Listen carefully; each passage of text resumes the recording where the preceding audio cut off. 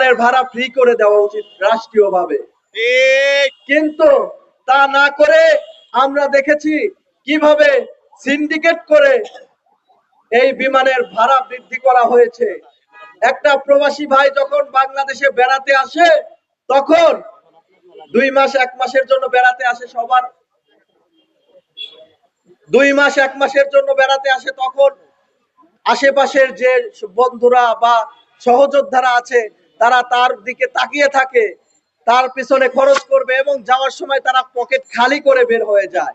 কিন্তু অত্যন্ত দুঃখের সাথে বলতে হয় যে বিমানের ভাড়া এত বৃদ্ধি করা হয় যাতে এই প্রবাসী ভাইয়েরা বিদেশে ফেরত যেতে তাদের জন্য কষ্টসাধ্য হয়ে পড়ে।